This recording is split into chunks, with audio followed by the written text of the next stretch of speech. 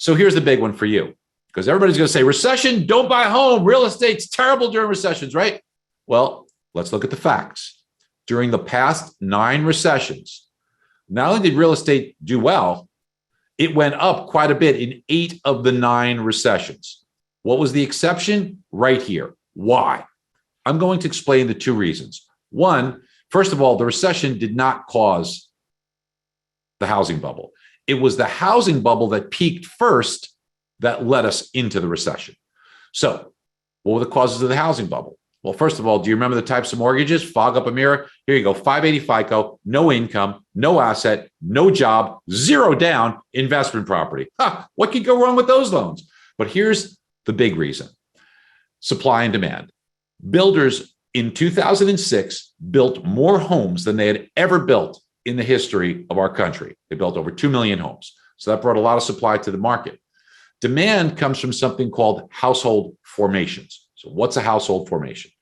Household formations are when someone occupies a new property, turns on their electric in their own name, but they don't vacate one. For example, a couple that's living together and they decide to split up. So one person remains back in the existing home or apartment, and a new one needs to be occupied. So now before where that couple needed 1 roof over the head, now they need 2. That's demand. That is a household formation. Or a young person maybe living with mom and dad, they leave their parents' home. So their parents stay there. It's not now a vacant home. And now they move in. That's a household formation. It's not when you have someone sells their home who now has to buy a home. No, because that's neutral. They're letting one go, but they're buying one. They don't create inventory. They create activity, but not inventory. Inventory is created by builders. So back in 2006, at the start of this mess, builders built more homes than they ever built before. But household formations dropped dramatically in 2006, and there's a reason for that. The median age of a first-time home buyer is 33 years old. That means the crop of 33-year-olds in 2006 was very low. Why?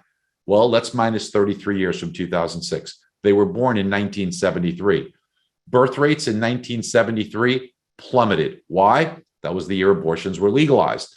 Birth rates plummeted. And then 33 years later, there was a lot few buyers out there, but builders don't look at that stuff. They built more homes like crazy, and they built way too many homes, and it caused the imbalance in those mortgage products.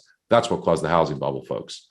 Now, Diana Olick on CNBC, she's famous with many others, Housing Wire, Adam Data, it's all over. Everybody loves to spew negative information on the housing market. So here's the way I would handle it if I were you. When your customer says to you, so I'm hearing all this stuff about the housing bubble or housing market. It's going to crash, right? Feels like a crash. It's going to crash. Maybe I shouldn't buy a home. What do you say? What is your defense? Let me walk you through exactly what you need to do to win that customer and help that customer. Because here's what your competition's saying. Well, market seems pretty good. That's not exactly a vote of confidence, okay? What you need to do is you need to unequivocally explain the rationale as to why this market is still very strong. So here we go. This is exactly how imagine you're the customer asking me that question. I say, well, listen, I understand it because it's all over the media. CNBC's Diana Olick has almost been the poster child for negativity in housing for the past decade. And there has literally been hundreds and hundreds and hundreds of negative articles that she has put out on housing. Here's a few snippets over the years to give you just a quick look at what she said over the past decade. So back in 2015, she said, hey, the bubble in 2015 is larger than 2006. She said that 7 years ago, folks. Okay. So if you were going to buy a $300,000 home, but said, I'm not going to buy it, I'm afraid, you missed out on 5% appreciation that year or $15,000 in that year of 2015. So what does she say next year? Did she say, I'm sorry, I'm wrong, I was dead wrong on it? No, she said, we're in a new housing bubble. So if you listen to her again, you lost another 17,000 or 5.4%. So in 2017, she said, hey, home ownership does not build wealth. She said, do not buy a home. It doesn't build wealth. Really? Show me the one person who did not build wealth in the last 5 years in the housing market. And in that year, prices went up 20,000 or 6.1%. You would have missed out on. Now, she's been saying this all along. She says half the housing market is overvalued, but she's been saying that for 5 years. Okay, this is what she said in 2017. So in 2018, she says, hey, it's better to rent than to buy a home in today's housing market. Show me the one person in the last 4 years that was better off renting. And in that 1 year, home prices went up another 14,000 or 4.1%. So in 2019, she said, the housing market's about to shift in a bad way for the second half of 2019.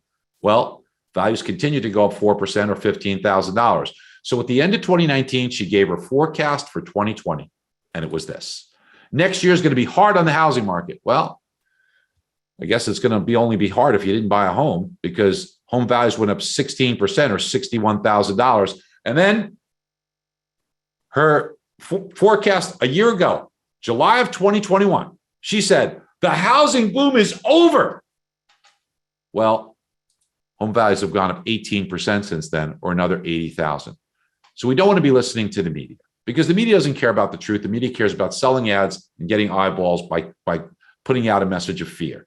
Let's go by the facts. We know that prices are created from supply versus demand. So what is the demand side? I explained to you what household formations are. And in the United States right now, we are forming 1.41, 1.42 million households a year. So because of that, that's our demand. So what's the supply? We know supply comes from new construction. Now, there's already a shortage of homes, and you know this. There's already a shortage. Freddie Mac says there's 3 million homes. I don't think it's that much. I think it's closer to 1.5 million homes short in this market. So when we look at supply, that comes from new construction. So let's look at the homes completed. There's 1.45 million homes completed, but we got to take into consideration that every year about 100,000 homes get retired, destroyed, renovated, rebuilt. So they're putting 1.35 million new homes on the market. We've got about 1.4 million formations.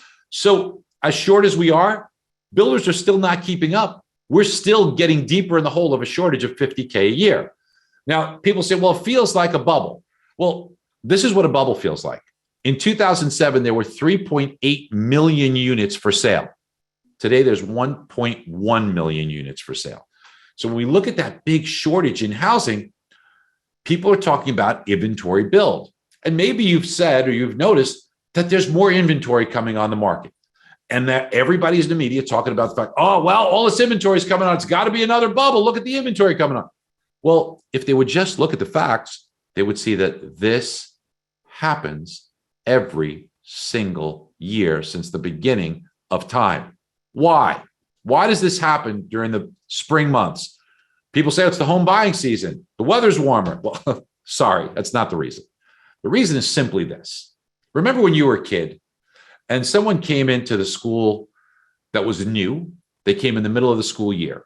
It was tough on them. Kids are tough, and parents are sensitive to that. So if I'm moving to a new school district, I would much rather my child start at the beginning of the semester, which means I have to have closed on my transaction sometime during August or June or July, somewhere in there, which means I had to start putting my home on the market and selling my home, adding to inventory somewhere along the lines of April, May, June, which is why inventory always peaks in July every single year. That's what happens. So inventory is going to continue to build here, but look at the trend and look at this happening every single year. So we know there's 1.16 million units in inventory. And then they take that by the sales pace and they say, oh, there's 2.2 months supply. It's very low. But that doesn't tell the whole story, folks. Because let me give you the real story. When they say 1.16 million units in inventory, the big mistake that they make is this includes those under contract. Hey, if somebody's under contract and they're closing next week, are you taking your clients and say, oh, let me show you this home? I'll take you the tour of this home. It's closing next week. They got their mortgage right. No, of course not. You're not doing that. So we have to remove these. How much is actual inventory, active listings? It's 516,000 units. This is a country of 140 million households, 340 million people, and there's only 516,000 homes for sale. Let's get some context on this, okay? Here's where we've been for the past 6 or 7 years. 2016, 25% of the units were under contract, but you had about 2 million homes in inventory, 1.5 million were active listings. And again, every year, that seasonality, a little bit of disruption from COVID here, but last year, and here we are this year. I expect this year will come right up just like we did here, and then start to crest and come back down. But 55% of homes are under contract. So don't go by the 1.1 million units that's available that they say is inventory. It's only 516,000. This is less than a 1 month supply of inventory. That's why 88% of homes are selling in 30 days and why listing to contract statistics are 16 days right now, folks. Other big one, vacancy. So vacancy rates are at an all-time low. Now, you know this. Back in 07, 08, somebody was trying to sell their home and buy a new home. They bought the new home. They still carrying the old home. I'm carrying 2 homes, 2 mortgages, 2 taxes, 2 insurance, 2 landscapers, 2 sets of utility bills. Darn, it's costing me $6,000 a month for this extra home. I'll be apt to dump it if somebody offers me 10, 20,000 less. It's better than me carrying another 2 or 3 months. So they had an incentive to take lower offers. Today, they don't have that. So we're not seeing that today.